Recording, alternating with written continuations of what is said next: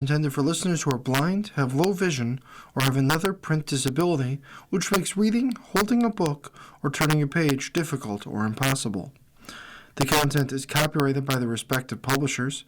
For more information, please visit us on the web at nfradioreading.org.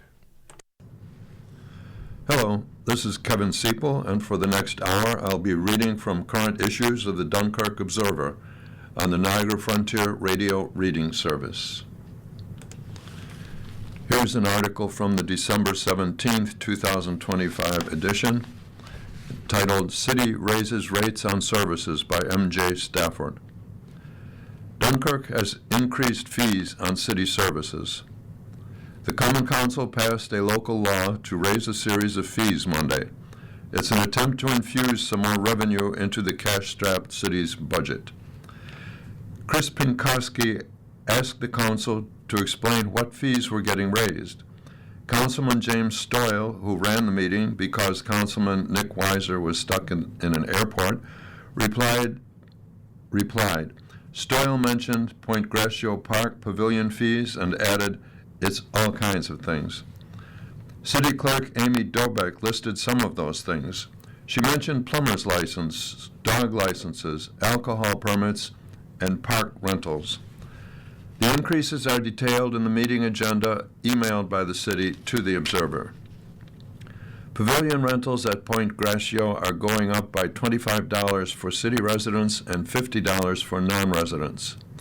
Picnic table rental fees are going from $2.50 to $5 per day, and bandstand rentals are up to $10 per 8x8 section from the previous $5. Alcohol permit fees for groups are quadrupling. The current fee of $5 for residents and $10 for non-residents is going up to $20 for Dunkirkians and $40 for those who live outside city limits. The plumber license fees are increasing to $150 from $100. The dog licenses are up to $25 for animals that are not fixed and $15 for those that are, from $20.50 and $12.50 respectively. There are also increases in electrical license fees, and a new electrical inspection fee is added. The inspection fee is $100, with $50 charged for re-inspections. Master electrician licenses are now $250 each, with a $150 renewal fee.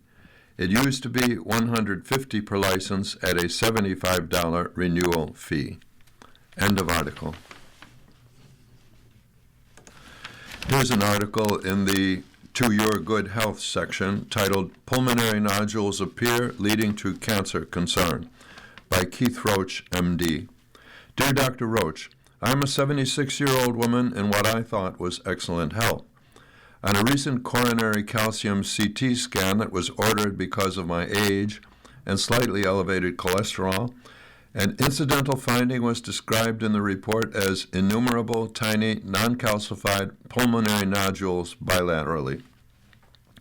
The largest of these is in the left lower lobe with multiple additional 2 to 4 millimeter nodules, and they recommended clinical correlation and a consideration of a dedicated chest CT.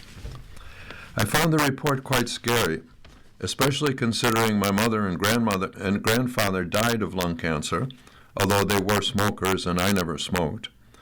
My primary physician has ordered the chest CT, but wants to wait 4 weeks. She says that the nodules could be caused by inflammation or infection and might resolve on their own. My fear is that they're actually lung cancer, and waiting 4 weeks might be problematic, not to mention extremely anxiety-producing. I would appreciate your input. Signed, initials MS.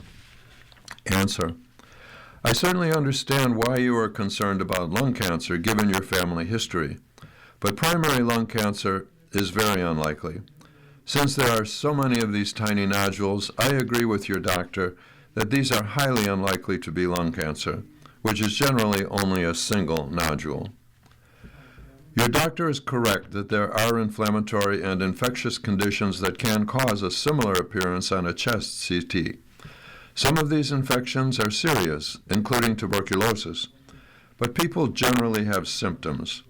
So I think this is unlikely, especially exposure to lung toxins, especially silicosis and asbestosis, are generally occupational, but they are another potential cause. Some cancers can spread to the lungs. While the appearance of nodules on a CT scan in a person with no known cancer would be unusual, if the CT scan in 4 weeks shows that the nodules are enlarging, then this would be concerning.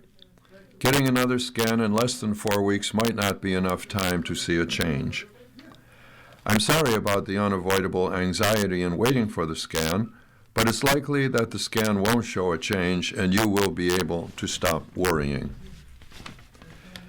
Dear Dr. Roach, I was having hoarseness while taking ibuprofen. A friend got intestinal bleeding due to taking it. My doctor gave me 7.5 milligrams of meloxicam daily, but I'm not sure if it's okay long term. I'm 73 with osteoarthritis and osteopenia. I exercise daily and eat a healthy diet, and I have high blood pressure that is controlled with losartan and amlodipine. Answer: ibuprofen is generally a safe drug, but it does have the potential for side effects, some of them being serious. Gastrointestinal bleeding is a serious one, and it is most common in older women. I would not try a second non-steroidal anti-inflammatory drug, namely an NSAID, like meloxicam in a person who has a history of serious bleeding with any other similar drug. Hoarseness could be due to an allergy, due to direct irritation of ibuprofen on the throat, or from the worsening of acid reflux, which can cause hoarseness if acid gets all the way into the throat.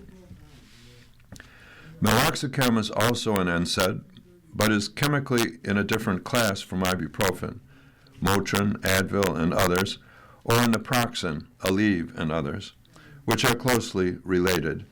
It's reasonable to give it a try, but if it causes hoarseness again, then an NSAID probably isn't a good choice for your arthritis.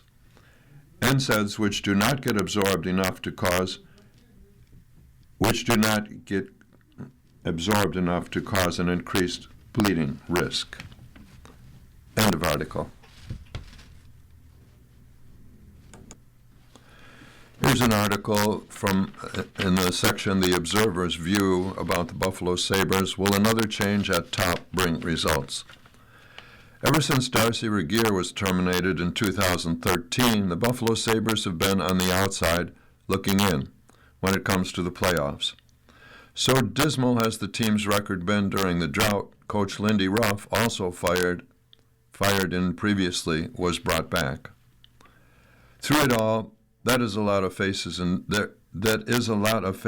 names who have failed to bring a winning team to the ice.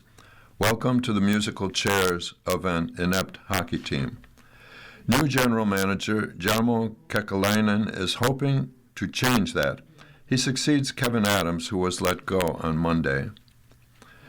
Kekalainen believes that there is a strong core in Buffalo and made a strong statement to back up his beliefs. I think we're very close. I firmly believe we can make the playoffs this year, he said. There's a lot of hockey left. Suffering Sabres fans hope he is right. While there has been some excitement through the last decade, there has been much more disappointment. Kekalainen may be the voice and figure that helps the team break through.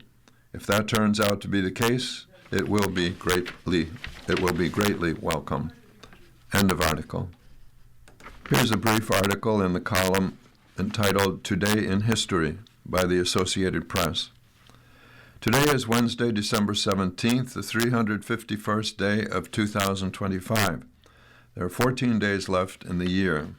Today in history, on December 17th, 1903, Wilbur and Orville Wright conducted the first successful manned-powered airplane flights near Kitty Hawk, North Carolina, using their experimental craft, the Wright Flyer. Also on this date, in 1777, France becomes one of the first nations to officially recognize the independence of the United States. In 1933, the Chicago Bears defeated the New York Giants 23-21 in the first NFL championship game. In 1944, U.S. Army Major General Henry C. Pratt rescinded incarceration orders for people of Japanese ancestry during World War II.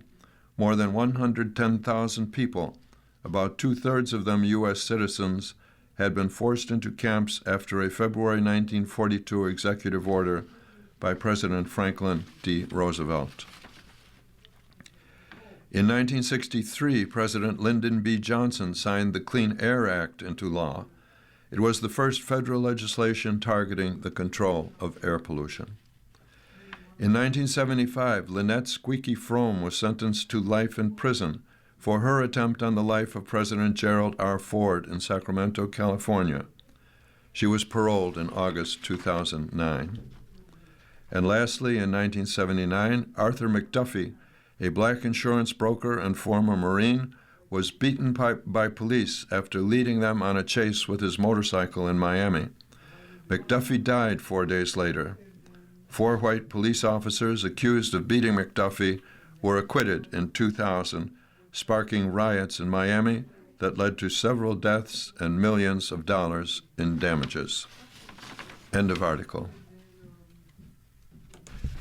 Here is an article entitled Making the Non-Christmas Lists by Cal Thomas. 'Tis the season. No, not that season. It's the season for end-of-year lists. Time magazine, which like so much in print journalism has suffered from a loss of readers, has published its annual list called The Most Influential People of 2025. The list includes artists, innovators, titans, icons, leaders, and pioneers. Time's Person of the Year is artificial intelligence. That might also apply to Congress. Most of the people Time considers influential I have never heard of, so they haven't influenced me. Maybe it's a generational thing. You may be wondering, I was, how Time defines influential. Here it is. The word influence is derived from an ancient astrological term describing the power of the stars to affect the destiny of human beings. The definition has changed a bit over the centuries, but influence remains a mysterious force and a difficult one to measure. Altogether now, as we sing the Age of Aquarius, may the force be with you. Time's definition of influence begs the question, if the meaning keeps changing and is difficult to measure, what's the point of publishing the list? I put together my own partial list of people who have influenced me. Readers can likely identify and may have additions of their own. A teacher whose knowledge and enthusiasm for a subject creates that desire for knowledge in a student, my American University history professor, Bill Cromwell, and books by David McCullough and Stephen Ambrose, among others. An artist who creates and shares beauty, Julie Andrews. You can still find our interview on YouTube. A writer who, by the power of his or her argument, sometimes causes me to think differently or understand their reasoning. Frank Rich, when he was an opinion columnist with the New York Times, and Maureen Dowd, who still is. Also Henry Louis Gates, Jr., and his profound PBS series on race and Reconstruction. An orator, where have you gone? Who can speak without notes, but with deep convictions that causes even people who might disagree with his or her positions to respect them and the way they communicate. The late Paul Harvey, Rush Limbaugh, and Margaret Thatcher. A mother who chooses to stay home with her children while they are young rather than putting them in daycare. My mother. A husband who is faithful to his wife and puts her needs before his own, thus getting what he couldn't get by putting himself first.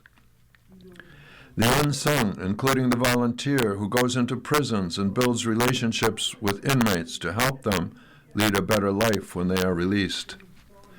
The pregnancy help centers that tell women who have unplanned pregnancies the truth about their unborn children and persuade them to parent or place them in adoptive homes. The organizations that offer scholarships for children in failing public schools to attend private schools where they will receive a real education. The Children's Scholarship Fund. The pastor who is not associated with a megachurch, but works tirelessly to lead his congregation with financial and moral integrity, whom the media ignore as they focus only on those few who commit sexual or monetary sins. For the person who has, quote-unquote, everything, and you don't know what to give them, if any on my list fit any on your list, give them a present this Christmas season that will never lose its value. Tell them how much they have meant to you and how they have positively influenced your life. End of article. Here's an article from the December 18th issue of the Dunkirk Observer, titled, More Drops for AI Stocks Drag Wall Street to its Worst Day in Nearly a Month. More drops for AI stocks dragged the U.S. market lower Wednesday, and Wall Street sank to its fourth straight loss. The S&P 500 fell 1.2% for its worst day in nearly a month, though it's still not far from its all-time high set last week. The Dow Jones Industrial Average dipped 228 points, or 0.5%, and the Nasdaq Composite dropped 1.8%. Slightly more stocks rose within the S&P 500 than fell, but they got drowned out by the drops for companies in the artificial intelligence industry. Questions continue to dog the former superstars about whether their years-long dominance of Wall Street meant their prices shot too high, as well as whether all the investment in AI will produce enough profit and productivity to prove worth the cost. Worries are also rising about the debt that some companies are taking on to pay for it all. Broadcom dropped 4.5%, Oracle fell 5.4%, and CoreWeave sank 7.1%. NVIDIA, the chip company that's become Wall Street's most influential stock because of its tremendous size, fell 3.8% and was the day's heaviest weight on the S&P 500. Power companies that jumped earlier in the year on expectations for stronger demand from electricity-sucking data centers also lost some of their shine. Constellation Energy fell 6.7%. Only 17% of respondents in a survey of relatively big businesses by UBS said they're in production at scale with their AI projects. That could be a reminder for tech investors to remain sober about the likely 2026 revenue growth uplift from AI products, according to UBS analysts, though the rate continues to rise. Also on the losing end of Wall Street was Lennar, which sank 4.5% following a mixed profit report. The home builder delivered a weaker profit for the latest quarter than analysts expected, though its revenue topped expectations. Executive Chairman Stuart Miller said that conditions remain challenging, with customers feeling less confident while looking for discounts and more affordable options. As a result, the company gave limited forecasts for its upcoming financial performance. Progressive, meanwhile, fell 2% after the insurer based in Mayfield Village, Ohio, said that its net income for November fell 5% from its year-ago level. On the winning side of Wall Street were oil companies, after President Donald Trump ordered a blockade of all sanctioned oil tankers into Venezuela. It's Trump's latest escalation against Venezuela, which may be sitting on more oil than any other country. End of article. You're listening to a reading of articles and features from the Dunkirk Observer on the Niagara Frontier Radio Reading Service. Here's an article entitled Boil Order May End Today in Village by M.J. Stafford. Fredonia's latest boil water order should end this morning, village officials said Wednesday. We had a disinfection problem at the plant, Chief Water Treatment Plant Operator Louis Fred said at a Board of Trustees workshop. Parts were ordered, they just weren't shipped. So I went and picked them up yesterday, repaired the disinfection system, got our samples collected, so now we're just waiting to be cleared from the Chautauqua County Department of Health. Water systems under boil orders in New York State must have consecutive clean tests before the orders are lifted. Fred said tests were conducted Tuesday night and Wednesday morning. Fredonia is obviously hoping those tests come back clean. There is a possibility that by today, somewhere around 10 a.m., in the 10 a.m. area, we get that green light and we get rid of this, Mayor Michael Ferguson said. I thank the public for their patience and remind them that nobody is as frustrated about this as the people in this room are. Fire Chief Joshua Myers said firefighters delivered 103 cases of water to especially needy residents. The fire department used a short questionnaire to determine need.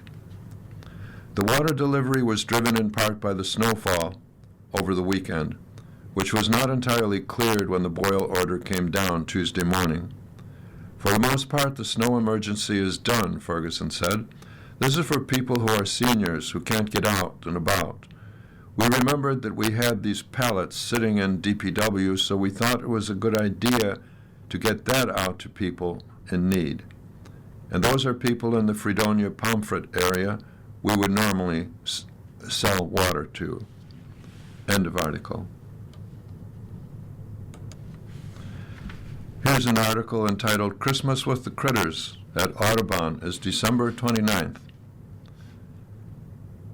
You have two opportunities on Monday, December 29th, to get acquainted with Audubon Community Nature Center's animal ambassadors.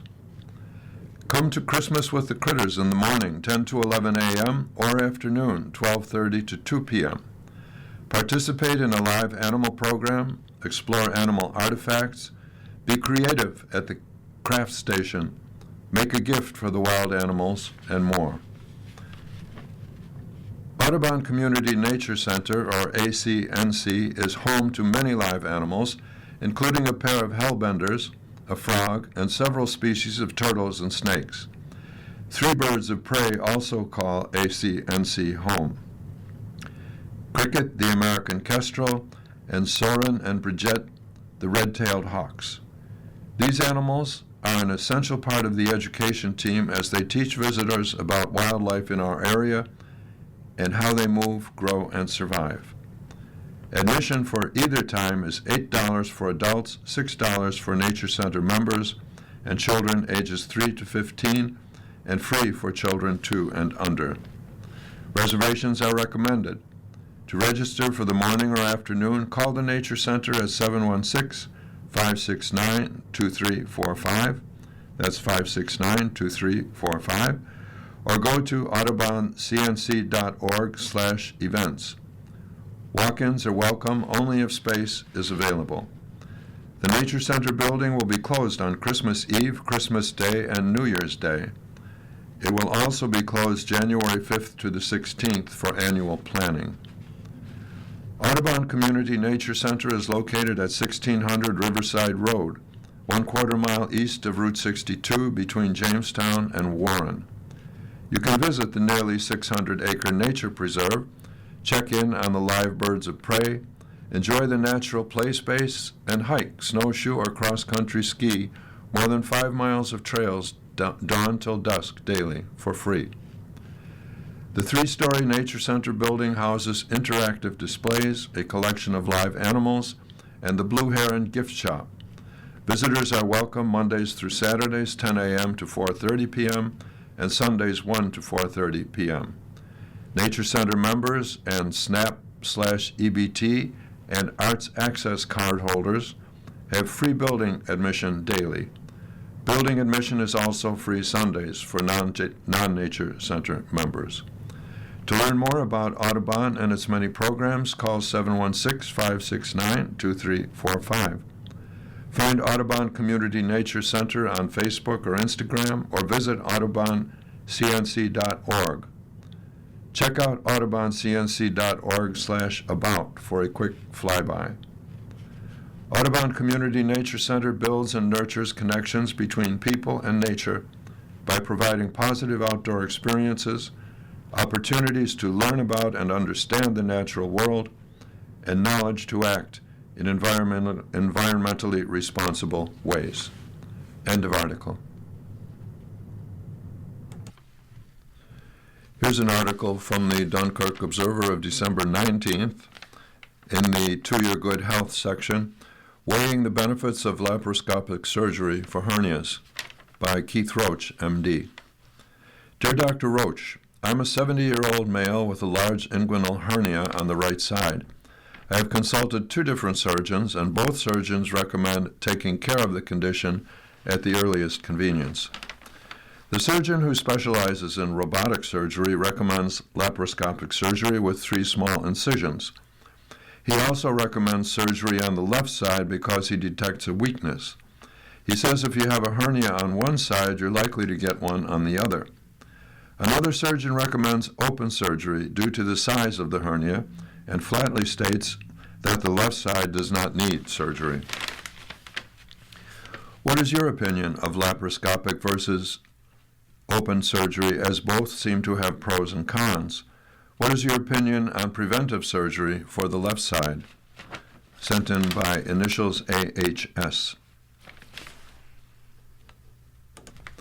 Answer.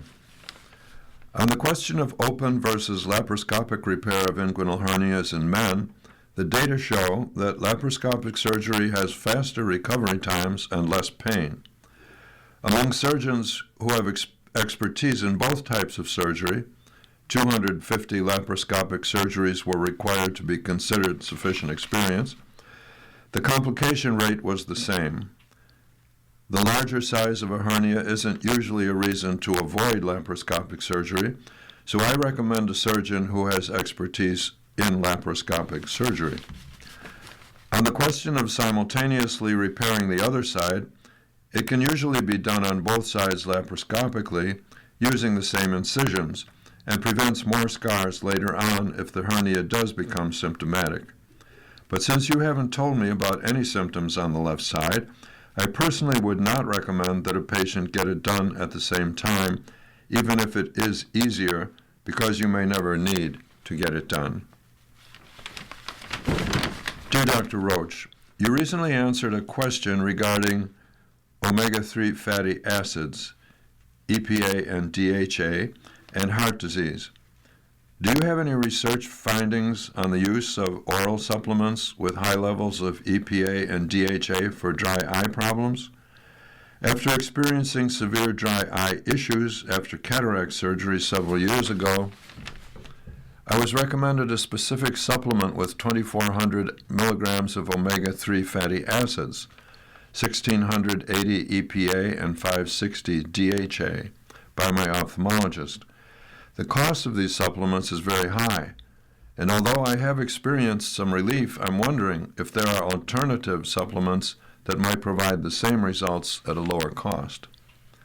During this time, I have also had a procedure called intense pulse light, IPL therapy, consisting of 6 treatments that were very painful and only provided temporary relief. Sent in by initials GZ. Answer. There have been large studies comparing the same treatment you are prescribed against a placebo pill containing grapeseed oil in people with dry eyes due to the gland that produces the oily lubricant of the eye, the meibomian gland. Unfortunately, there was no significant difference in symptoms between the people who took the omega-3 acids and those who took the placebo. Another study used the same omega-3 supplement in people with dry eyes who had not responded to other therapies and didn't find any significant improvement compared to an olive oil pill. Although omega-3 supplements are safe, they are not better than any other oils when subjected to careful scrutiny. IPL treatment is another treatment for dry eyes. In a recent study, 23% of people who were treated had more than 50% improvement in their dry eye symptom score. 66% had less improvement, while the rest were unchanged or worsened. Unfortunately, this did not work for you. You might want to ask your ophthalmologist about other treatments such as diclofenac or cyclosporine drops. End of article. You're listening to a reading of articles and features from the Dunkirk Observer on the Niagara Frontier Radio Reading Service. Here's an article entitled Honduras Missionary Jason Mena to Speak at Local Churches During Holiday Season by Sarah Holthouse. A missionary from Honduras, Jason Mena, who is supported by multiple churches in the local area, is set to be speaking at said churches during the holiday season and into early January. Mena, through his work, focuses on bringing hope to the struggling country of Honduras, specifically through working with children and providing medical help. Earlier this year, he also helped work to resettle deportees from the United States and has appeared on Honduran television several times. Mena is in the area throughout the next few weeks with his wife, Fanny, and their daughter, with their United States liaison, Dale Ann Cron, and her husband, Wolf Deer Cron. Mena has already spoken at Zion Lutheran Church in Frewsburg on December 14th and is scheduled next to be in St. Timothy Lutheran Church in Bemis Point on December 21st at 11 a.m. Following the worship service, which Wolf Deer Cron noted has been supporting him and known him since he was 6, Mena will also be speaking at Living Hope Fellowship Church in Forksville, Pennsylvania on December 28th at 10 a.m. and Zion Covenant Church in Jamestown at 9:30 a.m. on January 4th, 2026. Cron said Mena grew up with his grandmother in extreme poverty, and at the age of 6, his grandmother had to make the decision to put him in an orphanage in order for him to be able to receive an education. Jason's grandmother decided he needed an education, but in Honduras, to be able to get an education, they needed to be able to pay for their own supplies, and she was unable to do that, Cron said. So she had to make the decision to put him in an orphanage to be able to ensure he would be able to get an education. Mena graduated from high school and went on to receive a bachelor's degree in social work. In September 2023, Jason also received his master's degree in public management. At 21 years old in 2014, Mena felt the calling to help people in Honduras and founded his mission organization, Niños de Montana, or Children of the Mountain. Cron said this mission began when Mena was with his pastor and asked who lived in the mountains in Honduras one day when they were there, and his pastor told him to go and find out. Mena visited and began to learn about the remote villages of Honduras, such as the people living in the mountains. Mena heard God telling him to go into the mountains and help my people, and to follow that calling. Mena was able to inspire and organize a team of volunteers who were willing to go with him into the remote villages in the mountains of Honduras. The name Children of the Mountain was chosen because Mena has such a great love for children living in poverty, and he feels a great desire to help these children. The goal of his mission is to improve the living conditions of the children and their families in the remote villages in the mountains of Honduras and bring them the Word of God. His mission also allows people to sponsor a child in these villages for $25 a month to allow them the ability to go to school and have enough food to sustain them for a month, though the support comes with the condition if the child stops going to school, the support will stop, emphasizing the importance of getting an education. Through his mission, Mena has helped get running water to these homes, as before in most houses the women were bringing water back and forth multiple times a day. He has also introduced the importance of water filters and has helped them decrease their waterborne diseases by getting rid of contaminants and parasites. The mission has also found that houses do not have toilets or latrine systems, and Wolf Deer Cron noted that when offered to build latrine systems in their homes, many have refused because they have always been without.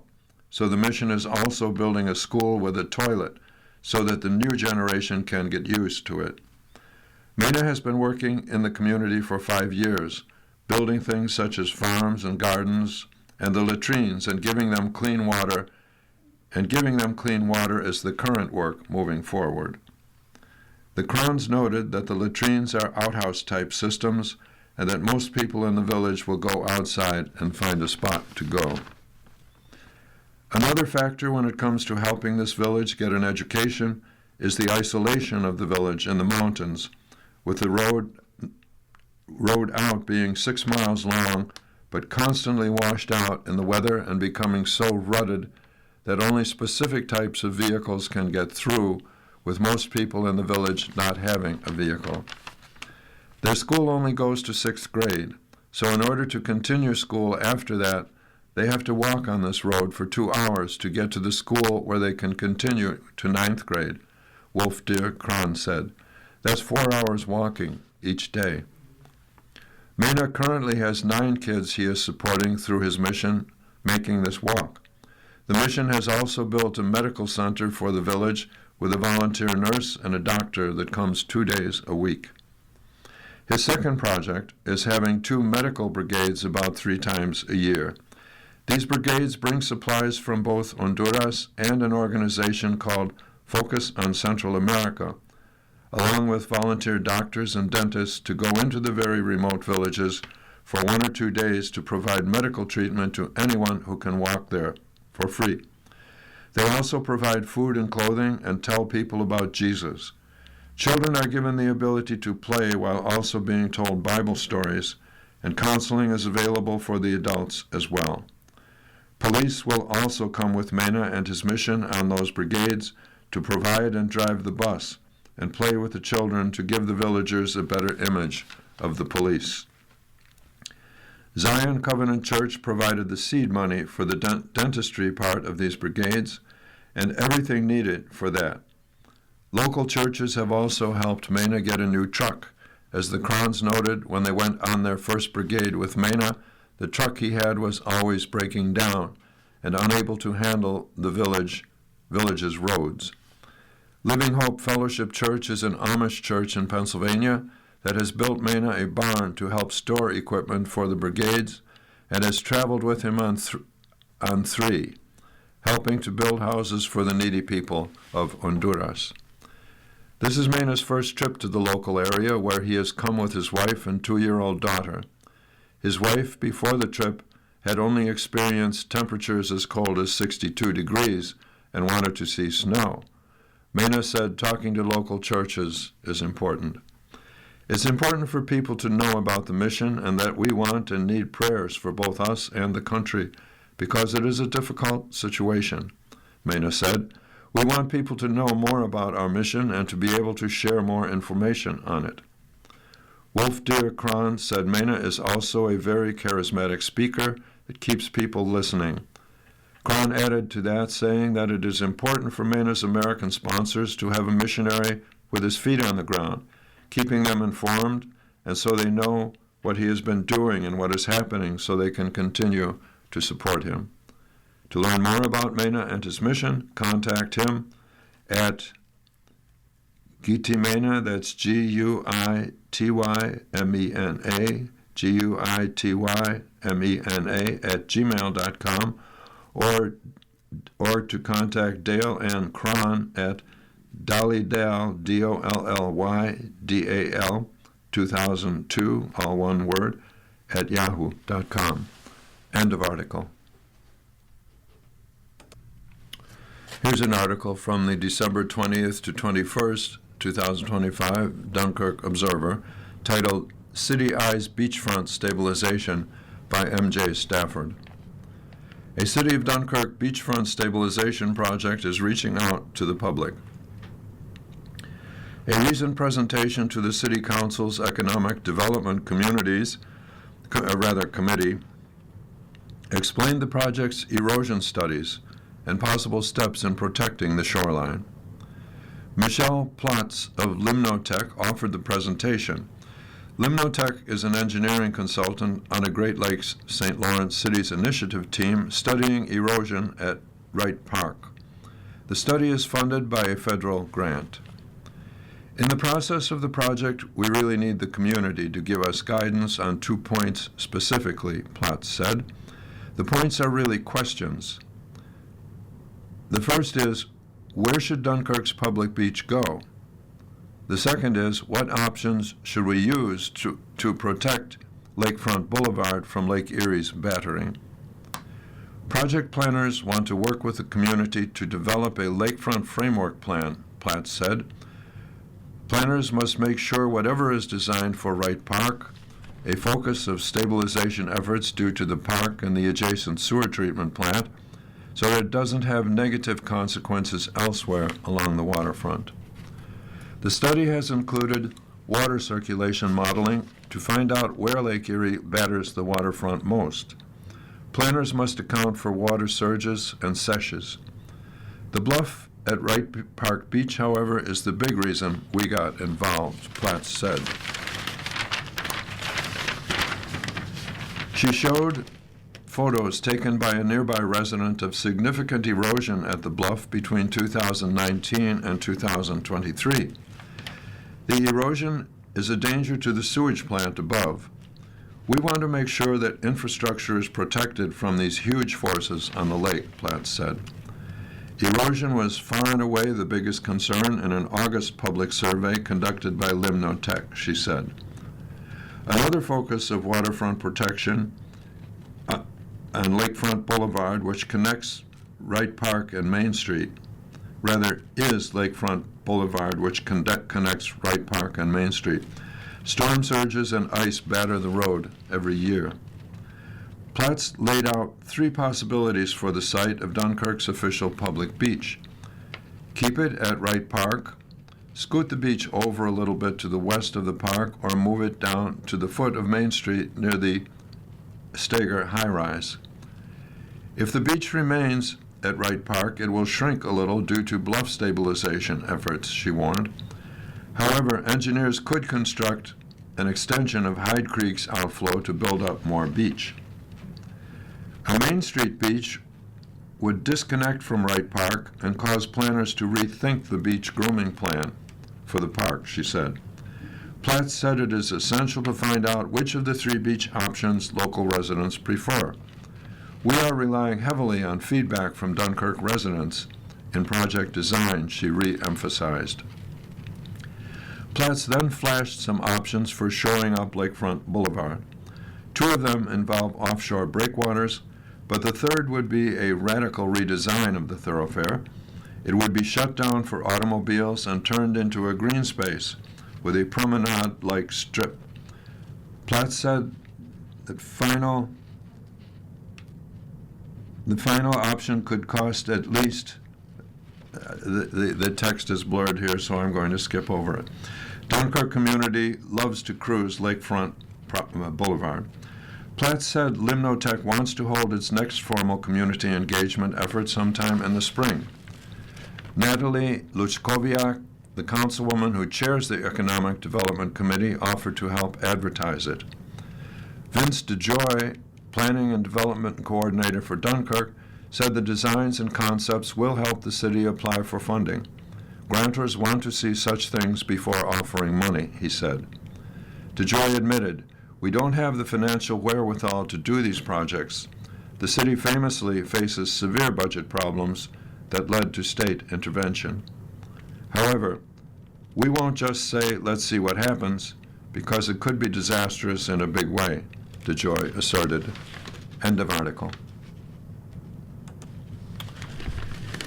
Here's an article entitled Questions on Ripley Solar Persist by Karen Engstrom.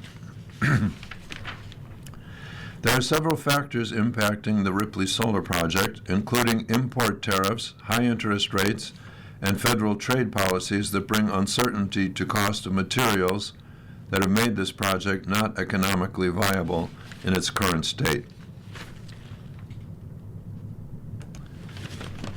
This was a sentence in a recent letter to Ripley landowners who have signed leases with ConnectGen the developer of the 3,000-acre solar project that has been looming over the southwest corner of Chautauqua County since 2018. There has been much opposition to the project from Ripley residents during that time, but the town government has embraced the project, hoping to bring in much-needed revenue. Many residents may see the developer's letter with some relief, but several questions remain unanswered. Questions. If the project is not economically viable in its current state, then is it about to change? If so, into what? Does ConnectGen intend to make good on what they claim is a $30 million investment they say they have made in Ripley Solar? Second question, is battery energy storage waiting in the wings? There are numerous new incentives now available for land with substantial large-scale substation grid connections, which Ripley has. One such project has been in the works since 2018 in Ripley, but reportedly withdrawn, and that is a battery energy storage system installation. New York has a multi-layered battery energy storage system incentive structure combining state-level market support, that is NYSERDA, federal tax credits, and local programs to aggressively promote grid-scale battery storage deployment. Battery Energy Storage System, or BESS, receives 50% of project costs provided by our tax dollars through incentives. BESS has a record of fires, explosions, and serious contamination. A BESS thermal runaway fire emits hydrogen fluoride, methane, ethylene, hydrogen, methane, and heavy metal particulates. Third question, what about AI data mining?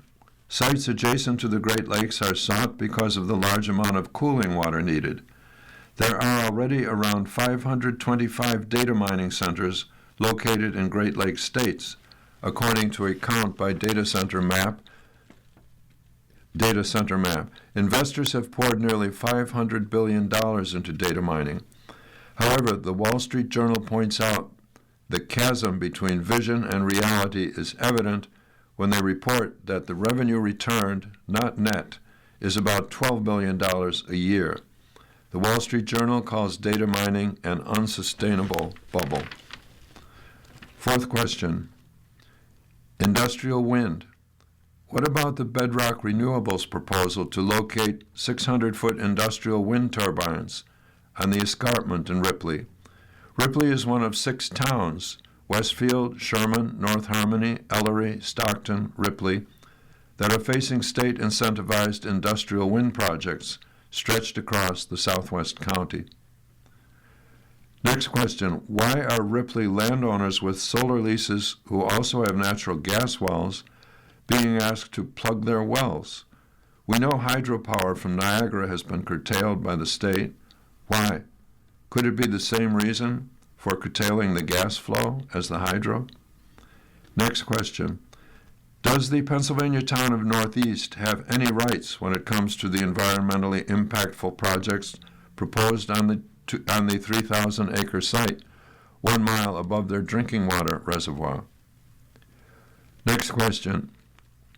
What were the results of the New York State Controller audit of the town of Ripley? The audit was to address issues with the town's timely recording, depositing, and reporting of funds, and noting the town board failed to conduct required annual audits. It would seem worthwhile having some answers.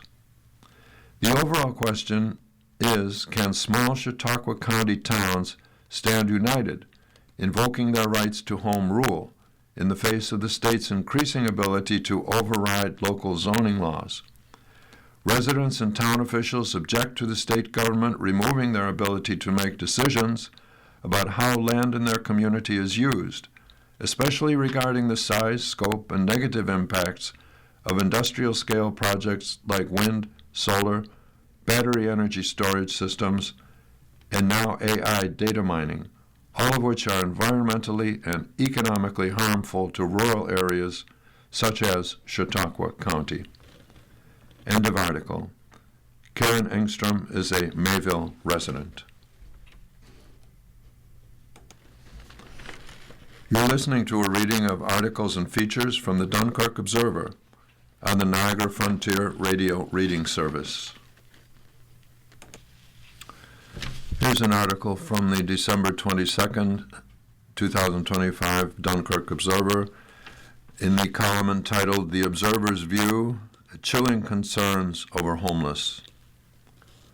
Over the past few years, one of the constant issues expressed by both the homeless and by advocates is the lack of street outreach to the homeless. That complaint came up again in November during the County Homeless Coalition meeting. Amanda Strait, Chicago Opportunities Incorporated Housing and Community Development Director, said it had been brought to the coalition's attention that street outreach is a problem, again, throughout the county. While the county does have some street outreach funding through the Safe Point Lighthouse Outpatient Clinic in Dunkirk, there is no continuum of care-funded street outreach programs within the county. That means a lot of the street outreach efforts to connect the homeless to services available throughout the county is left to volunteers. That simply is unacceptable. It's hard to be serious about helping the homeless if we leave street outreach to volunteers. We're not sure that street outreach necessarily needs to mean creating new county-funded positions. To the contrary, street outreach may be an effort that can be part of an existing position that is retasked with spending more time in and around encampments or shelters in an attempt to get the homeless into programs that can help. That brings us to encampments, something homeless coalition members said are being seen in the area. On the plus side, the camps tend to be occupied during the day, but not at night or in the early morning, which is an indication the encampment's occupants are making use of Code Blue shelters. But the flip side is that they are coming back to their camps when Code Blue shelters' hours end. There are good reasons to get the homeless out of encampments. No one wants to have makeshift structures made from tents, tarps, and other discarded items popping up near them. There are legitimate concerns about open drug use and human waste in the encampments, and we saw the issues that arose when encampments popped up in the middle of downtown a couple of summers ago. Many of the homeless refuse the services that exist to help them, turning away from programs that can help them, and in some cases actively rejecting reintegration into society. Volunteers who spend time doing street outreach to the homeless are performing a truly important public service. But we have to wonder if trained professionals are needed in some of these cases. It's a conversation worth having. End of article. Here is today's reading for the column Today in History by the Associated Press. Today is Monday, December 22nd, the 356th day of 2025. There are 9 days left in the year. On December 22, 1984, New York City resident Bernard Goetz shot and wounded 4 young black men on a Manhattan subway, alleging they were about to rob him. Goetz, a white man in what became known as the subway vigilante case, was later acquitted of attempted murder and assault charges, but convicted on a weapons possession charge and served 8 months of a 1-year sentence. Also on this date, in 1894, French Army officer Alfred Dreyfus was convicted of treason in a court-martial that triggered worldwide charges of anti-Semitism. Dreyfus was eventually vindicated. In 1944, during the World War II Battle of the Bulge, U.S. Brigadier General Anthony C. McAuliffe rejected a German command for surrender, writing "nuts" as his official one-word reply. Allied forces at a heavy cost would decisively turn back the Germans' last major offensive on the Western Front in Europe. In 1990, Lech Walesa took the oath of office as Poland's first popularly elected president. In 2001, Richard C. Reed, a passenger on an American Airlines flight from Paris to Miami, tried to ignite explosives in his shoes, but was subdued by flight attendants and fellow passengers. Reed is serving a life sentence in federal prison.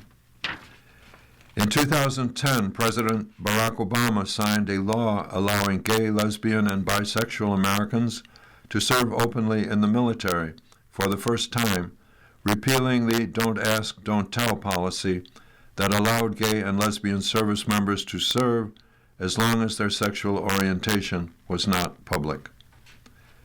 In 2018, a 34-day federal government shutdown began in Donald Trump's first presidency, following a stalemate between Congress and the White House on appropriations matters, including funding for Trump's proposed wall along the U.S.-Mexico border. End of article. Here's a brief article entitled 4-H Member Goes to Leadership Program. Chautauqua County 4-H teen Evie Woodis was one of 28 students from across New York and New England to be accepted into the State Animal and Agricultural Leadership Program through Cornell University. Youth will be introduced to all areas of animal science, gaining insights into the various opportunities within each species and how these can be applied beyond their area of interest. Over the course of the year, students will visit 4 colleges and universities across New York.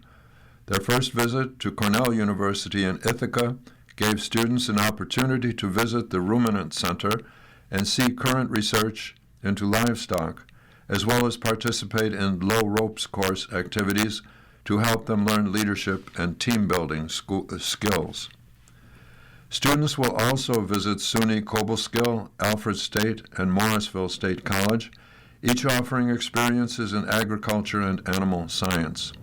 From lectures and labs to interaction with professors and current students, insight into opportunities in the animal agriculture